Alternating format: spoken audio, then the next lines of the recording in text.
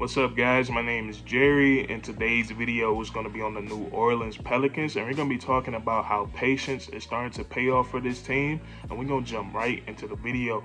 Now, I want to take you guys back to 2019 to when Anthony Davis basically forced himself out of New Orleans, and he was traded to the Los Angeles Lakers for Brandon Ingram, Lonzo Ball, Josh Hart, and multiple unprotected first-round draft picks. And overall, this is a really great trade for the New Orleans Pelicans. Of course, you hate to give up a guy with the talent level of Anthony Davis, but when a guy does not want to be a part of the team, you have to do what's best for the organization. And I think the Pelicans did that because in return, they got 3 young, solid NBA players, and then they got the draft picks. And when you trade for first-round draft picks, I think this is where the patience kicks in for the New Orleans Pelicans, because usually when you trade for a first-round draft pick, you have to wait until that team has a bad season in order for them to get a first-round draft pick.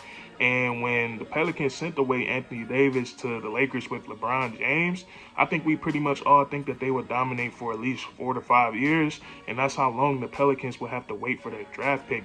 But that just has not been the case for the Lakers this season. This is only AD's and LeBron James' 3rd year together, and they had a really bad season. And this is really great for the New Orleans Pelicans because now it's almost guaranteed. It's almost guaranteed that the Los Angeles Lakers are going to get a top 10 draft pick in this upcoming draft. I think there's like a 99.6% chance that they do get a top 10 pick, and that'll go to the New Orleans Pelicans. So already that trade is about to pay off for the Pelicans, and all they had to do was wait. And I feel like this is perfect timing for the New Orleans Pelicans, because if we look at what this team has been doing since 2019, I think they've been doing a pretty decent job. They drafted Zion with the #1 pick. They've been able to develop Brandon Ingram into a young star in the league. And then also, if we look at their most previous offseason, I think they did a really great job. They brought in Jonas Valanciunas, who's been really great for them this season. They drafted Herb Jones, who was one of the biggest draft steals in last year's draft, and he's shown a lot of promise in the NBA. And then also they've signed Jose Alvarado to a 4-year, $6 million deal, who's been very beneficial to them coming off the bench.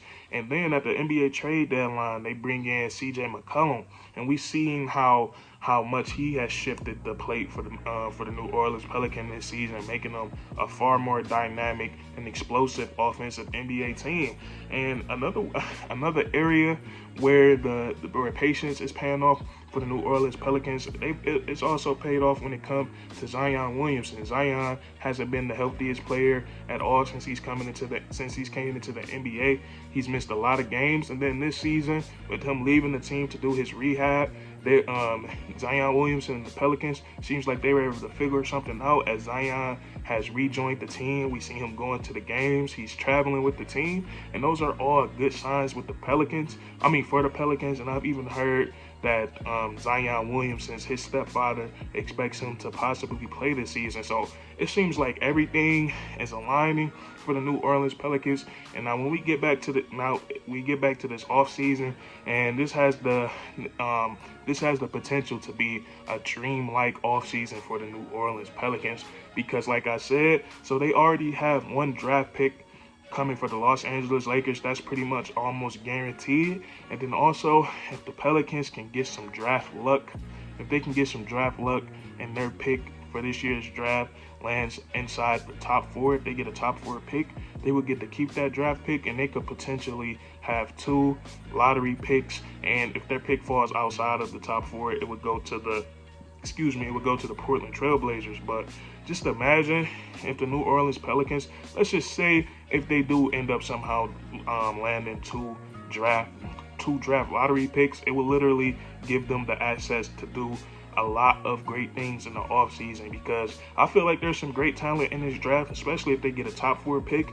They could get a really good player, and then also they can get a pretty solid player if they get a top 10 pick. If it falls anywhere between 1 to 5 or 5 to 10, I think it's some pretty good talent in this draft. But let's just say if the Pelicans didn't want to draft, let's just say if they didn't want to draft any players, they have the trade assets to go out and trade for an established veteran in this league who can help their second unit be a little more consistent. And when it comes to the Pelicans' second unit, I think they've been a lot better since the All-Star break, but I think they're still missing one or two pieces. So if they can, let's just say if they just draft one guy with one of those draft picks and trade away the other for an established consistent veteran in this league, the New Orleans Pelicans are going to be one of the best teams in the NBA next season. So, and I just want to say none of this is guaranteed, but it's all very much possible. And I know for a fact they're probably going to get that pick from the Lakers, and then it's just going to come down to luck. It's going to come down to lottery luck when it comes to them getting that top 4 pick. So we talking about adding this to already a really, in my opinion, this is a really solid roster, especially adding CJ McCollum. And a lot of people were skeptical about that trade because McCollum, he's in his 30s, he makes a lot of money, and they don't know how much longer he's going to be at this level. But I think when you look at CJ McCollum's game, it's pure skill. He doesn't, he's not the quickest, he's not the fastest, he's not the strongest, he doesn't jump the highest, but he just has a lot of skill to his game. He can shoot the 3-ball, he can shoot the mid-range, he can throw up the floater, and he just really makes a lot of his bread and butter from the in-between game, from the mid-range, and that stuff doesn't usually go away with age. But McCollum, he's been averaging around 26, 25 points per game for the Pelicans since he came, and he's really helped everything that the Pelicans lacked in, everything that they were deficient in. CJ McCollum has helped that pick and rolls, ISO, 3-point shooting. McCollum was a really great trade for the Pelicans, and I can't wait to see him and Zion Williamson play together.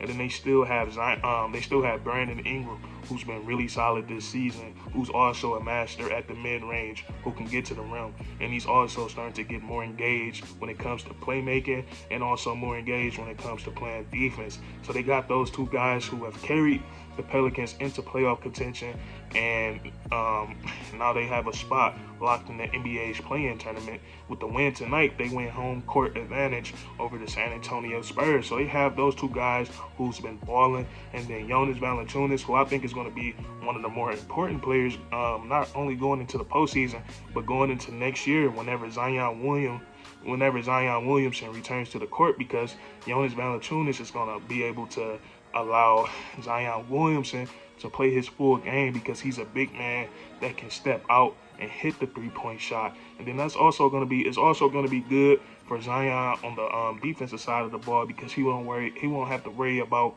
guarding the biggest guy on the court, because Valanciunas will be out there. So loving what I'm seeing from Valanciunas. And then we have the unexpected role players from this season who have stepped up big time for the Pelicans.